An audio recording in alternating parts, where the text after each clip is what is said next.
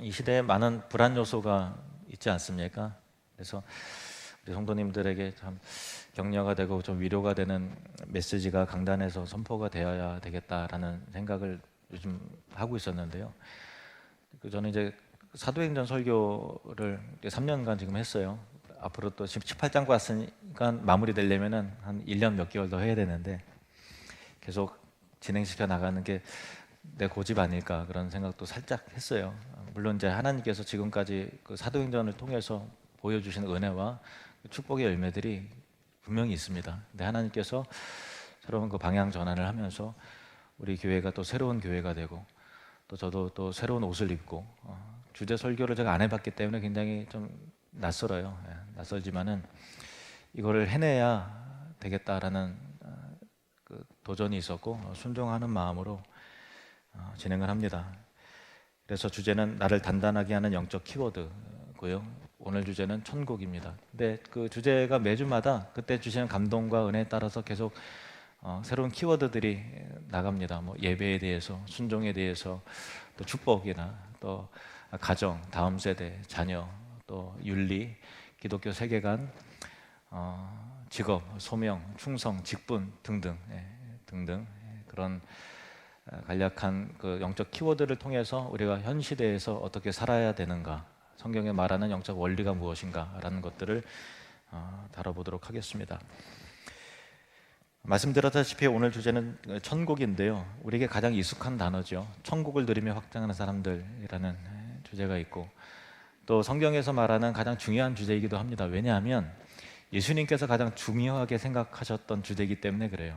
그래서 예수님의 비전이 하나님의 비전이 하나님 나라 천국입니다. 하나님 나라 천국은 같은 의미예요. 마태복음에서는 천국으로 나오고 다른 복음서에서는 하나님 나라로 나오고 또 주의 나라 다 같은 겁니다. 예수님께서는 이 천국을 다양한 각도로 다양한 의미를 담아서 설명을 하시고 또 그것을 보여주셨는데 우리가 읽은 이 본문은 여러 그 비유들 가운데 하나입니다. 그래서 오늘 이 시간에 천국의 다양한 측면들을 다 담아낼 수는 없고요. 오늘 이 본문에 담긴 중요한 의미를 살펴봄을 통해서 천국이 이런 것이구나라는 것을 또 교훈을 얻고 우리 삶에 적용하는 그런 시간이 됐으면 좋겠습니다. 내용은 이렇습니다. 어떤 사람이 있었는데요. 그는 수당농이었어요. 그러니까 남의 밭을 계약금을 주고 빌려다가 농사를 짓는 거죠. 근데 그 밭을 갈다가 뭐가 걸리는 거예요. 돌인가? 나무 뿌리인가? 하고서 계속 캐내보니까 무슨 상자가 나와요. 이게 뭐지? 하고서 뚜껑을 열어보니까 금보가 가득한 거예요. 혹시나 해서 주문해 보니까 한 부분만 게 아니라 밭 전체에 금은 보화가 가득하게 이게 매장되어 있는 거예요. 그래서 너무 놀란 거예요. 옛날에는 은행도 없고 어디 맡겨둘 데도 없어요. 갑자기 전쟁이 나면은 집에 가지고 있는 그 보화를 자기만의 아는 장소에다가 밭가 같은 데다가 이렇게 숨겨두는 거죠. 그래서 잘 덮어두고 숨겨두다가 전쟁이 끝나면 그거를 다시 도로 찾고 그렇게 하는데 어떤 이유 때문에 이제 그 밭의 주인이 보화의 주인이 죽은 거예요. 그러면 그 주인 없는 채로 수십 년 수백 년이 계속 흘러갑니다. 그러다가 그 보화를 발견한 사람이 임자인 거예요. 그 밭의 주인이 임자가 아니라 그 주인이 없는 거니까 수백 년 흘렀으니까. 그래서 그 소당농이 보화를 캐내고 나서 너무 놀라서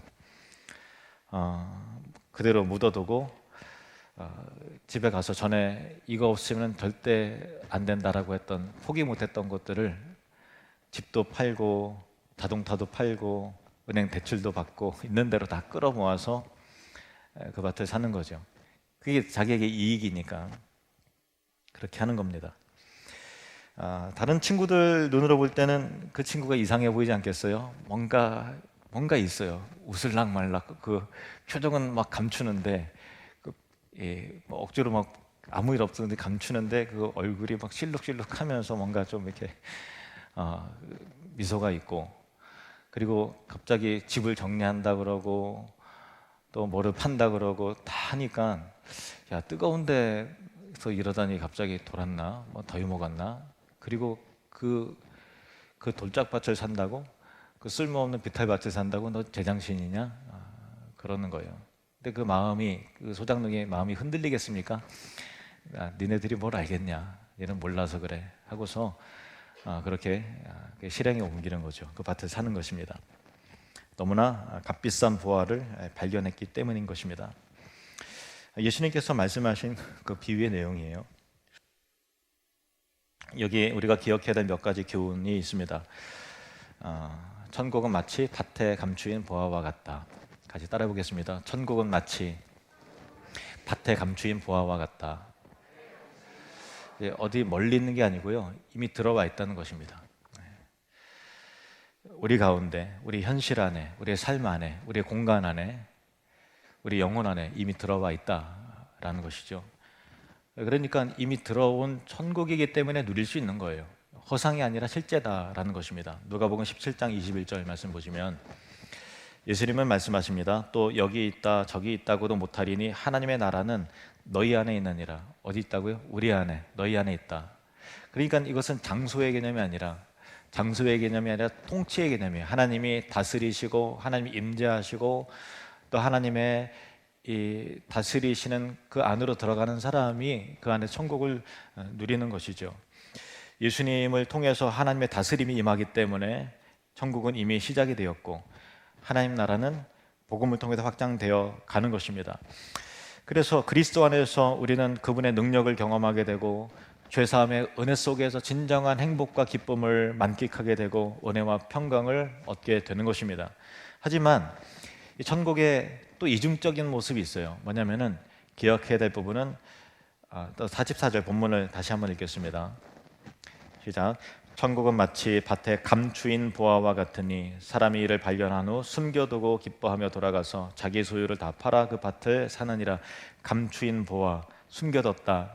여기에서 우리가 각각 다른 단어로 쓰였지만은 원어 성경에 보면은 같은 단어입니다.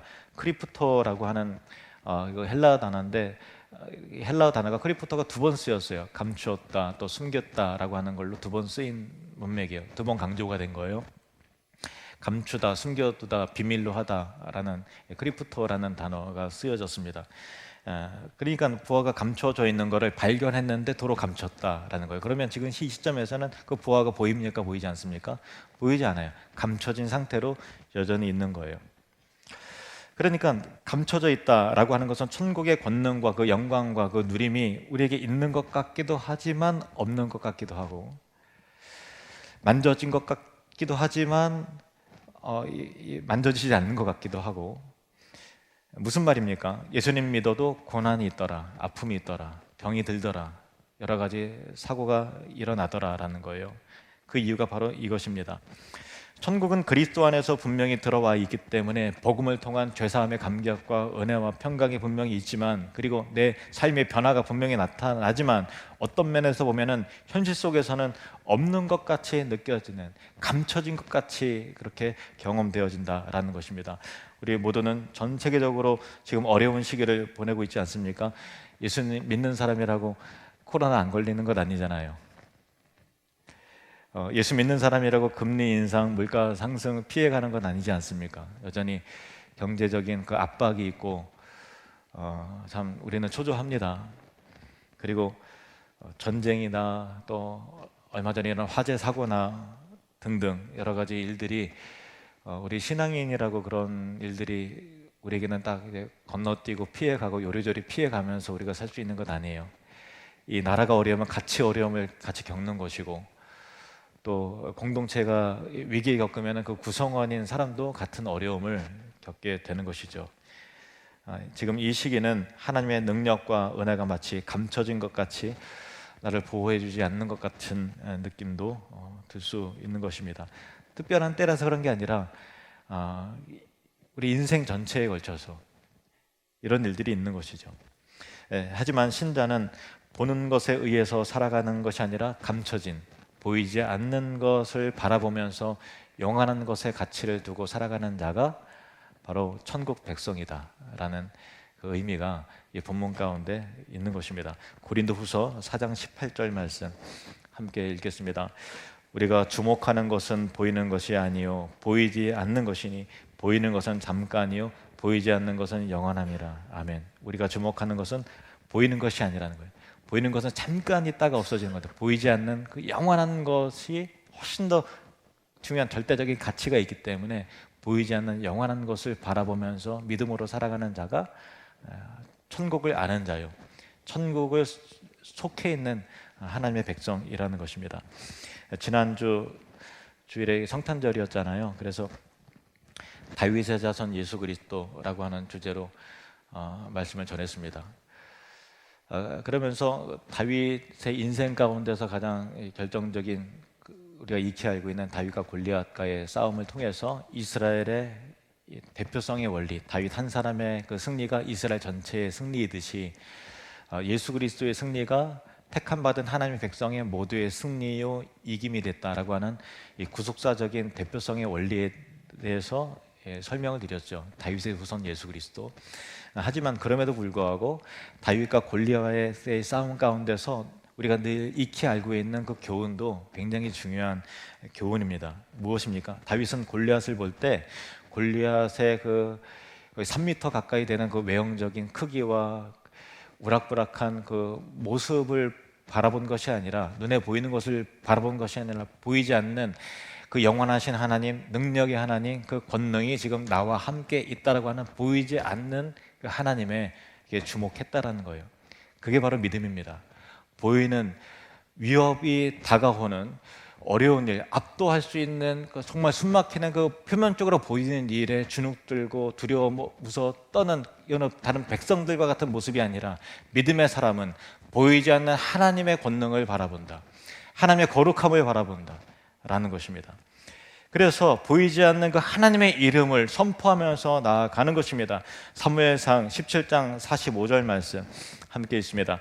다윗이 블레셋 사람에게 이르되 너는 칼과 창과 단창으로 내게 나아오거니와 나는 만군의 여호와의 이름 곧 내가 모욕하는 이스라엘 군대의 하나님의 이름으로 내게 나아가노라. 아멘. 이 배짱과 보이지 않는 것을 향한 그 믿음의 결단이, 이 선포가 이 새해 저와 여러분 안에 충만하시기를 주님의 이름으로 축원합니다. 우리는 다 하나님의 이름으로 나아가는 자들입니다. 골리앗과 같은 거인 앞에서 모두가 다 두려워 떨지만, 골리앗과 같은 경제적 위기와 여러 가지 상황들 앞에서 두려워 떨고 주눅들고 낙심하는 자가 아니라, 나와 함께 하시는 보이지 않는 하나님을 바라보면서 영원한 하나님 나라와 그의 영광을 주목하는 사람이 바로 천국 백성들이다 라는 것입니다. 히브리서 11장 1절 말씀입니다. 믿음은 바라는 것들의 실상이요 보이지 않는 것들의 증거니, 보이지 않는 것을 보는 것처럼 살아가는 자들이 바로 천국 백성이라는 것입니다. 여러분, 보이는 것을 주목해서 두려워 떠는 인생이 아니라 보이지 않는 하나님 나라의 가치를 두고서 살아가는 주의 나라의 백성들이 되시기를 주님으로 축원합니다. 오늘 본문은 다시 보시겠습니다. 44절 말씀 시작. 천국은 마치 밭에 감추인 보화와 같으니 사람이 이를 발견한 후 숨겨두고 기뻐하며 돌아가서 자기의 소유를 다 팔아 그 밭을 사느니라. 기뻐하며, 기쁨의 요소라는 거예요. 천국을 확신한 자의 마음에는 기쁨이 있어요. 은혜의 빛이 막 흘러갑니다. 영원한 가치의 보물을 발견했으니 여러분이라면 안 그러시겠어요? 어떻게 하면 현실감 있게 와닿게 설명할 수 있을까요? 100억 로또를 맞은 거예요. 100억보다 사실 더 할 텐데 1000억 이래버리면 더 현실성 없어지니까 100억 정도로 합시다. 100억 로또에 맞은 거예요. 그러니까 표정 관리가 되겠어요? 안 되겠어요? 안 되는 거예요. 그러니까 아무리 내가 아무 일 없었던 척 하더라도 새어나오는 그 기쁨과 웃음과 미소와 감격과 은혜는 감추지 못하는 거예요. 이건 우스갯 얘기인데요. 어느 교회 어느 집사님이 로또를 매주 삽니다. 아주 신실하게 한 주도 거르지 않고 매주 사는 거예요. 그걸 이제 아는 목사님이 그건 알고서는 야, 좀 건면 좀 해야 되겠다. 왜 이렇게 로또에 목을 매는지 직분도 받으셔야 되는데 그러면 안 되겠다 싶어서 어느 날 집사님 불러다가 좀 좋은 말로 얘기를 하는 겁니다. 왜 그렇게 로또를 매주 사느냐. 그랬더니 그분이 하나님 뜻인데요. 그러는 거예요. 그래갖고 아니 무슨 게 하나님 뜻이냐고. 성경에 나오는데요. 그래서 아니 성경에 어디 로또가 나오냐고 했더니 펴서 이게 보여주더라는 거예요. 그래서 창세기 12장에 보면은 이에 아브라함이 여호와의 말씀을 따라갔고 롯도 그와 함께 갔다. 그러니까 아브라함도 가나안 땅에 빈손으로 가지 않고 롯도를 데리고 가지 않았냐 그랬다는 거예요. 우스갯얘기겠죠. 제가 8살 때 예수님을 처음 만나게 됐는데, 그때 그 당시 그 집안의 배경은요, 그 경제적으로 완전히 이게 붕괴된 그런 그 상태였어요. 빚에 눌려서 도저히 미래가 불투명한 그런 상황이었고, 예수님 믿기 전에 저희 아버지 이게 밤새 고스톱 치시고 줄담배 피시고 저는 어렸을 때부터 거북선 사와라 이렇게 해서 이제 담배 심부름 하고, 또 저희 어머니도 건강, 아버지가 이제 의학적으로 별로 이제 소망이 없으니까 그래서 맨날 눈물을 흘려 우시고 또 우시고 하는 그 시기에 누군가의 전도로 예수님을 믿게 됐는데요.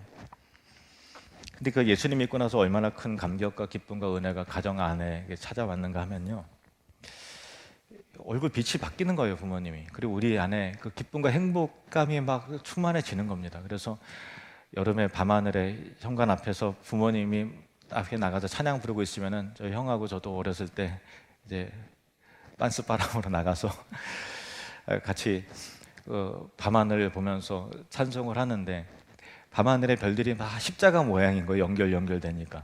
지금 생각해보면 아무 별이나 연결해도 다 십자가인데 그때는 이게 너무 신기한 거예요. 그게 다 어떻게 다 십자가냐. 그래서 막 울면서 엉엉 울면서 막 찬양하고 부흥회가 막 일어나는 거예요. 그때 문제가 해결이 됐느냐? 아니요. 그 빚 갚았냐? 아니요. 그래서 병 고침 받았냐? 그때 아니에요. 어떤 문제도 해결이 안 됐는데 예수님이 우리 안에 계시니까 절망의 그늘이 물러가게 되고 탄식이 사라지게 되고 기쁨과 감사의 찬송이 막 일어나게 되는데, 그 형언할 수 없는 그 행복, 기쁨, 그 은혜는 감출 수가 없는 거예요. 어떻게 감춰요? 내 안에 천국이 있고 죄사함의 확신이 있고 은혜가 있고 하나님 나라의 소망이 있는데, 그 살아계신 하나님이 나와 함께 하시는데 어떻게 주눅 들면서 탄식하면서 살겠습니까? 그 사랑의 하나님이 나와 함께 하시고 그 능력이 나를 붙잡고 계시는데 얼마나 감사합니까? 그래서 감사와 찬송이 있는 거예요. 문제가 해결이 안 됐는데 분명한 것은 천국이 우리 안에 들어왔다는 것입니다. 그리고 그 천국의 은혜로 기뻐했다라는 것이 너무나 분명한 현실이라는 것입니다. 지금 우리에게 필요한 것은요, 사실 우리가 현실의 고민과 두려움이 있지 않습니까? 그런데 하나님의 시각으로 볼 때 고민하고 탄식하고 두려웠다는 걸 이해합니다만은, 하나님의 시각으로 볼 때 우리에게 정말로 필요한 것은 문제 해결이 아닙니다. 정말 필요한 것은 하나님 나라의 감격, 천국의 그 영광과 기쁨, 그 복음으로 인한 십자가의 은혜로 인한 감격, 죄사함의 감격, 내가 주님을 만났다라고 하는 그 감격이 회복되는 것이 더 중요합니다. 그게 본질이고 우리가 살아있는 이유고 예배하는 이유인 것입니다. 천국을 소망하는 자의 행복, 천국을 확인한 자의 그 여유, 가진 자의 여유, 그 평안, 이것이 저와 여러분에게 충만하시기를 주님으로 축원합니다. 본문을 다시 보시겠습니다. 44절 말씀. 천국은 마치 밭에 감추인 보화와 같으니 사람이 이를 발견한 후 숨겨두고 기뻐하며 돌아가서 자기의 소유를 다 팔아 그 밭을 사느니라. 돌아가서 자기의 소유를 다 팔아 그 밭을 사느니라. 돌아갔다는 것은 밭의 현장을 떠난 거잖아요. 근데 이 사람 안에는 그 확신한 것에 대해, 본 것에 대해서 변함없는 거예요. 의심 안 하는 거죠. 그리고 실행에 옮기는 거예요. 이 확신과 기쁨과 결단의 삶이 계속 이어지는 거죠. 근데 만약에 이랬다고 생각해 보세요. 덮어두고 집에 왔는데 내가 꿈꿨나? 그리고 불안해서 가서 또 밭을 파헤치니까 있는 거예요. 덮어두고 와서 왔다가 또 내가 잘못 본 거 아닌가? 이게 한두 번 의심해야지, 계속 불안해서 의심해서 믿음대로 확신한 대로 살지 못하고 왔다 갔다 하면서 확신하는 것도 아니고 아는 것도 아니고 본 것도 아니고 아닌 것도 아니고 믿는 것도 아니고 아닌 것도 아니고 계속 이런 삶을 살아가는 사람들 의외로 굉장히 많이 있어요. 은혜의 빛을 봤어요. 인생 가운데 정말 하나님 계신가 한두 번 의심할 수는 있어요. 그런데 계속해서 지속적으로 예배의 삶을 살아가지만 이게 맞아, 하나님 은혜로 인해서 나 감사해. 근데 돌아가서는 망각의 삶을 살다가 주일날 와서 다시 한번 그래 이거야 라고 해서 믿음의 결단을 했다가 가면 또 전혀 하나님 나라를 보지 않은 사람처럼 살아간단 말이에요. 의심하면서, 원망하면서, 불평하면서, 낙심하면서, 절망하면서 하나님 나와 함께 하지 않는 것처럼 살아간다는 사람이 얼마나 많이 있는지 아십니까? 여러분, 축복합니다. 한두 번 의심하는 건 괜찮아요. 그런데 확신한 대로, 본 대로, 믿은 대로 영원한 것을 바라보는 그 삶을 살아가시기를 주님으로 축원합니다. 그것이 천국 백성인 것입니다. 어떻게 해요? 영원하고 절대적인 가치를 보았으니까 결단하면서 살아가는 것이죠. 그리고 그 본문에는 그리고 삶의 현장에서 모든 소유를 다 팔아서 그 밭을 사는 것입니다. 왜냐하면 이게 더 이익이니까, 이게 더 수지 맞는 것이니까 그렇게 행동에 옮기는 것입니다. 천국을 본 사람은 분명히 삶이 바뀝니다. 의심하고 왔다 갔다 하는 것이 아니라 분명히 하나님 나라의 영광과 가치를 발견하는 사람은 분명히 삶이 바뀝니다. 왜냐하면 절대적인 가치가 내 안에 들어왔기 때문에 이제는 그 밭을 사기 위해서 모든 것을 다 팔아서 그 밭을 살 만한 영원하고 절대적인 가치를 우리가 봤으니까 그게 훨씬 더 이익인데 왜 그렇게 안 하겠습니까? 그런데 본문에는 보면은 그 밭을 샀다라고 과거 완료형으로 되어 있지 않고 어떻게 되어 있습니까? 사느니라 되어 있죠. 현재 진행형. 사느니라, 그 밭을 사느니라. 어떤 의미일까요? 나 그때 어차피 나 믿었으니까 천국 가. 내 마음대로 살아가는 것이 아니라 그 밭을 살아가는 절박함과 기필코 내 걸로 만들 거야 라고 하는 현대 진행형적인 수동적인 삶이 아니라 능동적인 믿음의 삶으로 살아가더라는 거예요. 능동적으로, 적극적이고 그 영원한 것을 기필코 얻고 말 거야 라고 하는 날마다의 삶의 방향이 하나님 나라로 향하고 있다라는 것입니다. 그래서 모든 소유를 다 파는 것이죠. 물질, 시간, 재능을 들여도 아깝지 않은 절대적인 가치가 바로 천국이기 때문인 것입니다. 저는 여러분이 천국을 누리며 확장하는 사람들이라고 하는 이 비전 슬로건이 구호가 아니라 현수막이 아니라 여러분의 삶의 내용이기를 바랍니다. 보이지 않지만 감춰져 있지만 믿음으로 천국을 누릴 수 있고, 천국은 보이지 않지만 우리는 천국의 백성으로 살아갈 수 있다라는 것입니다. 그분의 능력을 경험할 수 있습니다. 십자가의 사랑을 경험하고 용서와 화평을 얼마든지 누릴 수 있습니다. 창조적인 능력으로 위기를 돌파해 나갈 수 있는 것입니다. 그 하나님이 지금 여러분과 함께 하고 계십니다. 그리고 우리의 삶을 통해서 천국이 확장되는 것이죠. 복음으로, 십자가로, 선교적 삶으로 우리의 언어와 행실로 그의 나라가 확장되는 것입니다. 그래서 우리에게 필요한 것은 문제 해결이 아니라 우리에게 필요한 것은 천국인 것입니다. 하나님 나라의 확신입니다. 그분의 통치 안으로 주님의 다스림 가운데 들어가시는 은혜가 있으시기를 바랍니다. 그리고 그분의 붙들림을 받으면서 살아가십시오. 다윗의 시를 소개하겠습니다. 이 시는 사울의 위협을 크게 느끼고 생명의 위협을 느끼는 거죠. 그래서 광야로 도망자의 삶을 살아가는데 바로 앞까지 사울이 그 군 수색대를 동원해서 쫓아오는 겁니다. 칼을 휘두르면서 오는 거예요. 다윗이 불 속에 들어가서 운동하면서 깜깜한 어둠 속으로 들어갔는데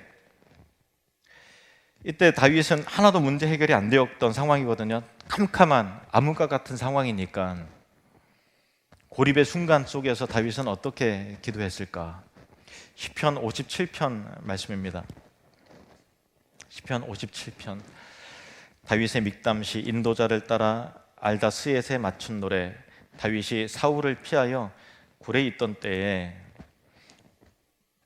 이 표제가 굴에 있던 때에 깜깜한 암흑 환경인 것입니다. 다윗은 하나님께 이렇게 기도를 합니다. 하나님이여 내게 은혜를 베푸소서, 내게 은혜를 베푸소서. 내 영혼이 주께 피하되 주의 날개 그늘 아래에서 이 재앙들이 지나기까지 피하리이다. 굴 속에 들어갔는데 다윗은 믿음의 눈으로 이것이 주님의 날개 그늘 아래다. 상황은 바뀌지 않았어요. 깜깜한 불이에요. 그것이 다윗에게 놓인 현실이었어요. 근데 주님의 날개 그늘이라는 거예요. 이 영적인 눈이 열려지게 되기를 원합니다. 계속 기도합니다. 내가 지존하신 하나님께 부르짖으며 곧 나를 위하여 모든 것을 이루시는 하나님께로다. 그가 하늘에서 보내서 나를 삼키려는 자의 비방에서 나를 구원하실지라. 하나님이 그의 인자와 진리를 보내시리로다. 내 영혼이 사자들 가운데서 살며 내가 불사르는 자들 중에 누웠으니 곧 사람의 아들들 중에라. 그들의 이는 창과 활이요 그들의 혀는 날카로운 칼 같도다. 이 자기의 현실을 말하는 거죠. 근데 5절에 놀라운 광경이 펼쳐지게 되는데 하나님이여 주는 하늘 위에 높이 들리시며 주의 영광이 온 세계 위에 높아지기를 원하나이다. 그래서 이 다윗의 이거 현실에는 맞지 않는 얘기예요. 지금 죽을락 말락하는 위기 상황 속에 굴 속에서 너랍이 깜깜한데 목숨만은 살려주시오 한 게 아니라 다윗은 그 깜깜한 암 속에서 하나님 나라의 그 비전에 사로잡히는 거예요. 하나님의 영광과 주의 영광이 온 세계 위에 높아지길 원합니다. 그 만민 가운데 계시는 크고 강대하신 하나님의 영광에 휩싸이게 되는 놀라운 반전이 일어나는 거예요. 그들이 내 걸음을 막으려고 그물을 준비하였으니 내 영혼이 억울하도다. 그들이 내 앞에 웅덩이를 팠으나 자기들이 그 중에 빠졌도다.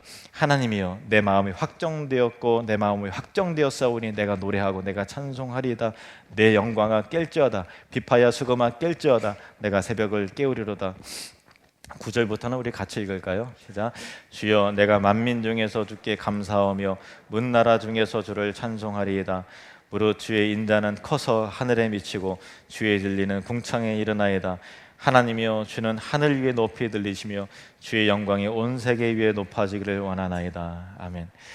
그 암흑과 같은 상황 속에서 우리식으로 말하면 코로나가 이제 없어질 듯 했는데 막 확산이 되고 금리는 오르고 대출은 꽉 막히고 정말 숨막히는 상황이에요. 숨막히는 상황 속에서 눈앞이 캄캄한 거죠. 야, 올해 더 힘들다고 그러는데 라고 하는 것 속에서 두려움이 있고 떨림이 있고 그렇지만은 다윗은 그 상황 속에서 영적인 눈이 열리니까 이전에 경험해 보지 못했던 하나님 나라의 영광에 압도가 되는 거예요. 그 힘으로 살아갔습니다. 광야에 있었는데 문제 해결은 하나도 안 됐어요. 하나도 안 됐는데 하나님의 영광에 사로잡혔으니까 마치 하나님 나라가 지금 감춰진 걸로 느껴지는 거잖아요. 주님이 돌보지 않는 상황으로 보여지는 거예요. 분명히 내가 어렸을 때 사무엘이 날 찾아와서 기름 부었는데 지금은 그런 상황이 아닌 거예요. 골리앗도 이겼는데 지금은 그 승리의 기쁨 없어요. 오늘 죽냐 내일 죽냐 하는 그런 절박한 상황 속에서 다윗은 궁궐에 있을 때보다 더 놀라운 비전의 사람이 돼요. 하나님의 영광에 사로잡히는 거예요. 온 세계 위에 높아지는 하나님의 그 이름, 하나님을 찬송하고 하나님의 영광과 그의 나라의 비전의 사람이 됩니다. 저는 이 어려운 시기에 저와 여러분이 간신히 버텨내고 인내했다, 수고했다라는 정도가 아니라 천국의 영광에 사로잡히고 인생의 가치관이 바뀌고 영원한 나라의 소망을 두고 그래서 그분의 능력을 힘입어서 살아가는 천국 백성이다라고 하는 타이틀이 전혀 아깝지 않은 하나님 아버지의 자부심으로 살아가는 그런 은혜가 있기를 주님으로 축복합니다.